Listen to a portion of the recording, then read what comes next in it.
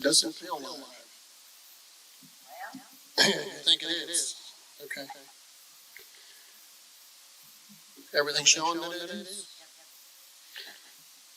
All right.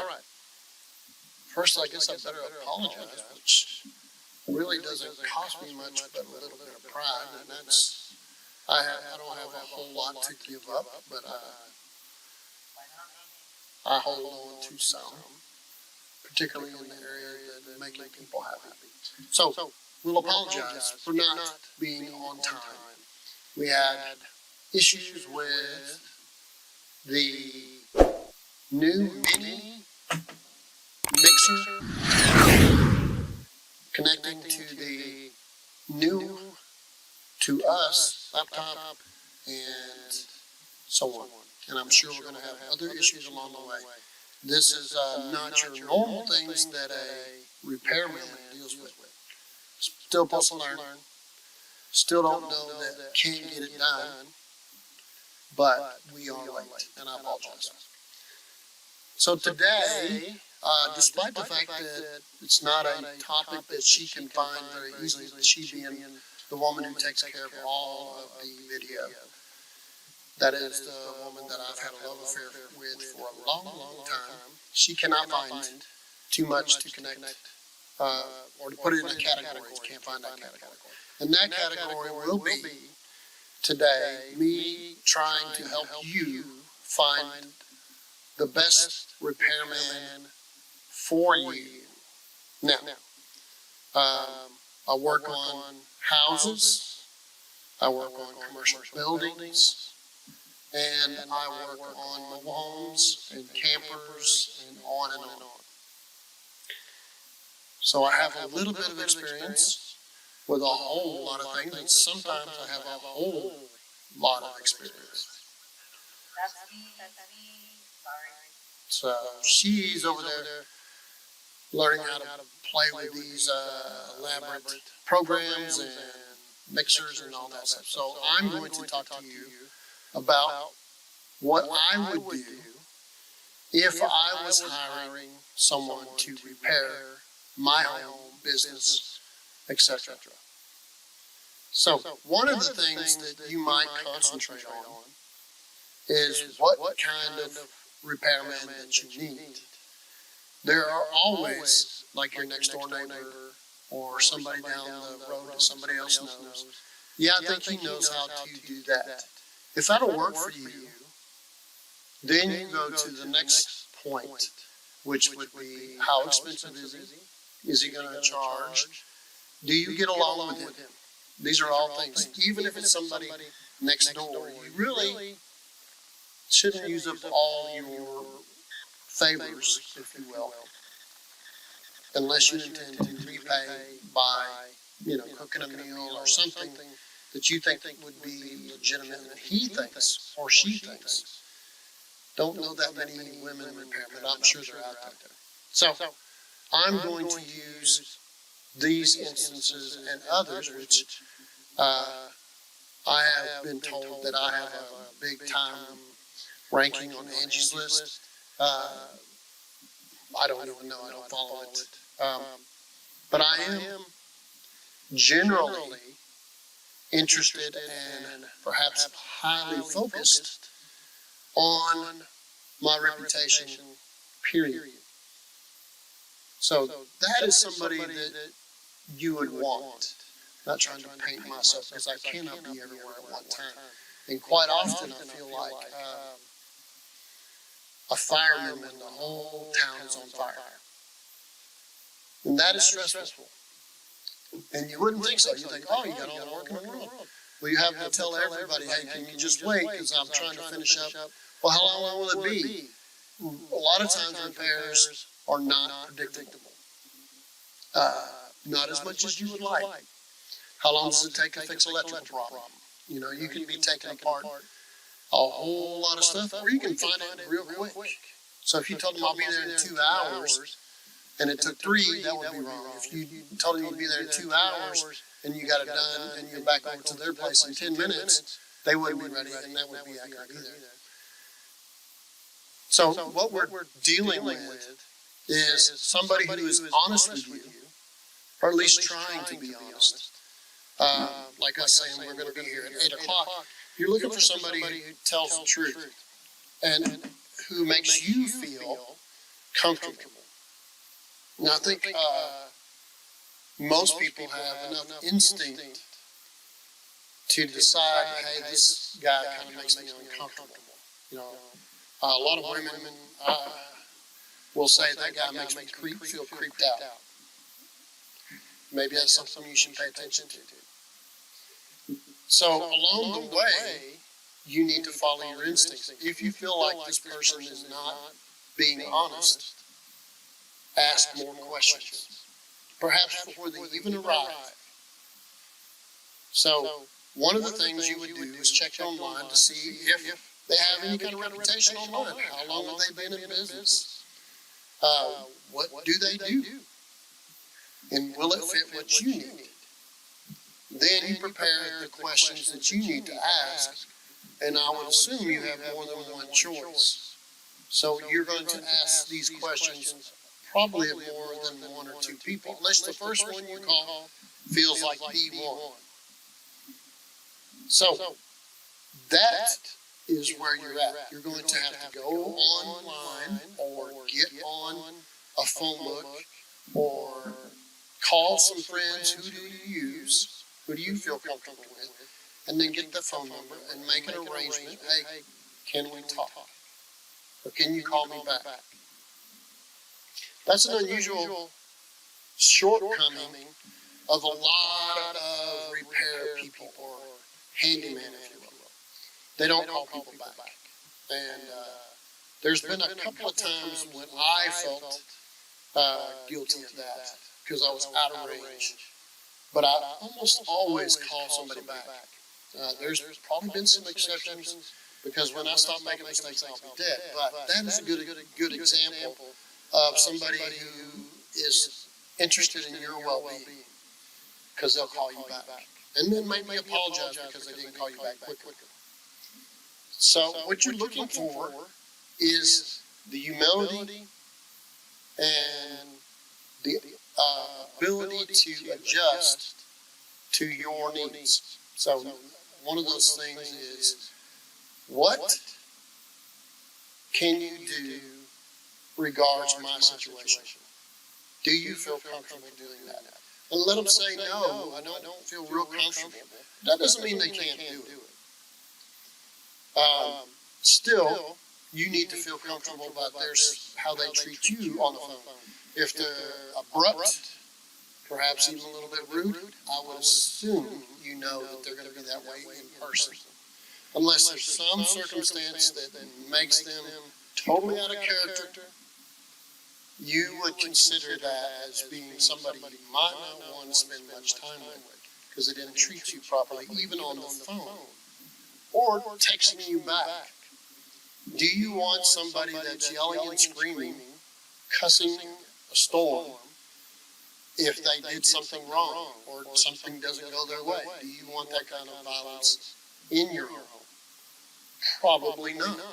Although, if you have a lot of experience with that, you might not feel that so uncomfortable.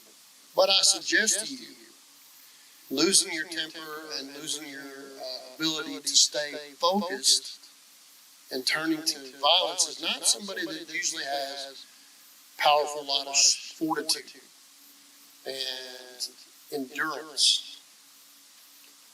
Again, as further we go into these qualities that I'm talking about in a repairman, the less and less they will fill those needs as you look around. And I probably will mention this over many times that I've been talking on videos, and maybe not. Maybe you haven't heard it. But we haven't had the right birth rate for 50 years. In other words, there are more people dying than are being born for a long time. And that's pretty much around the world. That being said, there are less people to repair just because there's not as many people out there. Secondly, the people out there that are repairmen, there's no school you go to for that. You can be a plumber, and guess what? A plumber, a professional plumber, generally is going to want to make a lot of money to make up for all the money he spent on tools and all the money he's got on his truck and his business. So he's pulling up, he's making $200, maybe more. Doesn't necessarily tell you that up front. Again, if that plumbing company is going to be your repair, do you want to start off with somebody who is snappy with you and don't really care? Probably not. You're going to be irritated with the whole situation. But if you need to get the water from flowing off your floor, you might put up with it. Again, what I'm telling you is you want to look around until you find that person who can fix these things for you. And that sometimes is a long, hard, search through the forest kind of thing. Finding that repairman that can do a wide variety of things for you that you are comfortable with.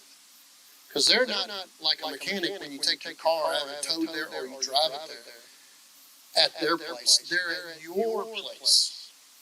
So you're going to be wanting to feel comfortable with them in your place and with the people that they bring. You don't even know that.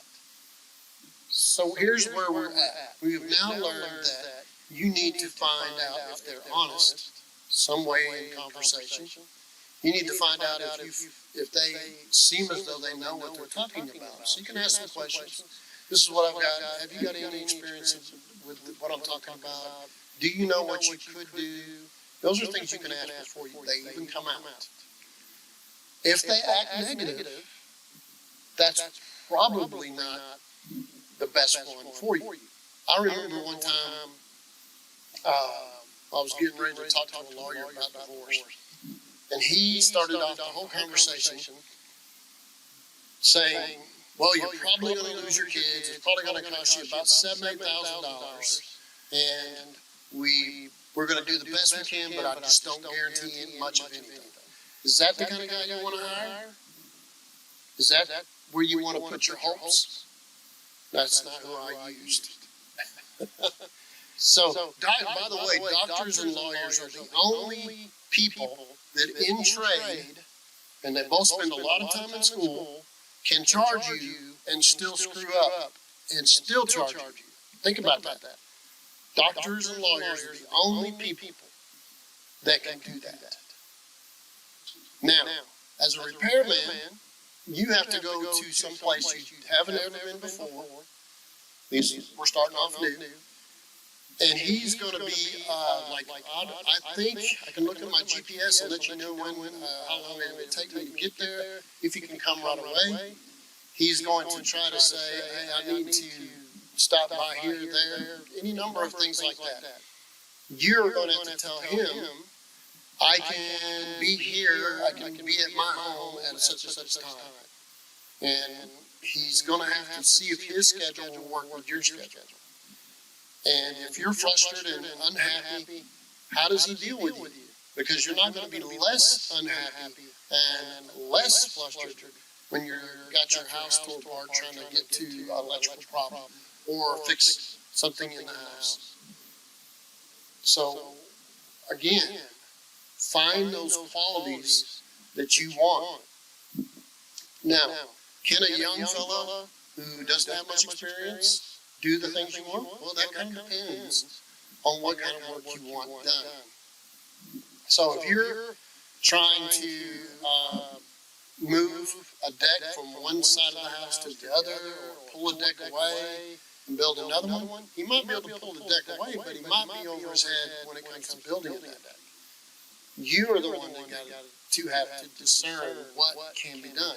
Let him tell you, I feel a little bit uncomfortable.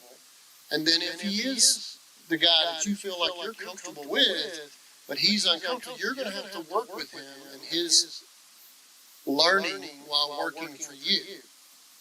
Now, you're generally going to get that younger fella cheaper because he doesn't have the confidence or the wherewithal, and he knows he doesn't have the experience, maybe not the tools to do the job.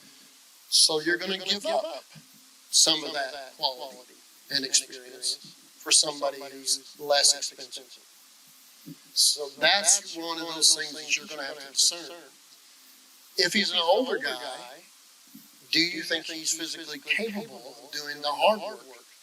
Like digging 110 feet of ditch. Now, believe me, when I did that, I had to question myself, period, and my vanity, whether or not I could do it. And so I did. But I don't recommend every 62-year-old person go out there and start trying to dig a ditch, especially through rocks and roots and so on. Now, you are hiring that person to what? Climb on the roof, fix a leak? Is he having a hard time walking very good? Probably not that guy. How about, I've never done electrical before, but I think I can do it. Again, do you feel comfortable with that person enough to let him learn? Well, he's saying he thinks he can do it. How do you feel about it? Now, so let's say painting. There, in my experience, have been a lot of people in my life that told me, because I own rentals, oh yeah, I can paint. I know I've been painting since I was 12 years old. But they actually, their quality and your quality are not close. You'll find that out. So again, you're going to want the reputation of that person by way of other people that you know or don't know to be available to you to make you feel comfortable that they can accomplish what you want to accomplish. Perhaps you should consider trying him out on a smaller job, painting, electrical, plumbing, and see if that is going, if he feels comfortable then on the smaller job first. Then you can determine, thank you very much, but I'm going to have to give myself some time to get on to the next project. So thank you for your time, and you move on. So you didn't spend a whole lot of money with somebody you don't like and you don't trust, or don't feel they're skilled enough to do the job. That might be something you can consider. But they might be good enough for other things. So keep that person as a reference. If you felt comfortable with them, but you didn't feel like their experience was good enough, you might consider keeping them for what you felt they could accomplish. And guess what? You know what? People get better if they're trying to get better, working themselves to get more skills. Eventually, you can get better. Some actually deteriorate, just like every human nature. When it comes to like jacking up your house, that might be something that you want to find somebody that has enough skill talking to you about it that you feel comfortable having them do it. Again, you could work and say, hey, how about you try to do this for me? And if you feel like they know what they're doing, try a little bit more. If they have no experience at it at all, I'm going to suggest something as serious as jacking up your house might be dangerous for your house and maybe for them. Perhaps it's not as big a deal because you feel like your house is plenty secure and it's not, they would really have to do something bad. Now, should you be checking your insurance? Probably. I mean, but do you need somebody with insurance to come over and put a picture frame up? Or to put a piece of trim up? Or to clean out your gutters? Do you need that? Perhaps that would be the reason that they are less expensive than somebody who has insurance and tons of experience doing other things. Say you would not normally hire somebody who could do your electrical work to clean out your gutters. Maybe you would, because he's right there, but you might think about that. Again, these people have had their experiences doing things through life, and they decided to become a repairman. That's not something that you're born to. There's no osmosis because your dad was. He gave all that knowledge to me. and all that experience in me. You still have to go through it. You still have to experience it, and you have to put your hands on it. So he might have inherited the tools, but you may not have any experience using them. Again, find that person that makes you feel comfortable. Find that person that tends to give you more information than you need. And you feel, hey, he's talking.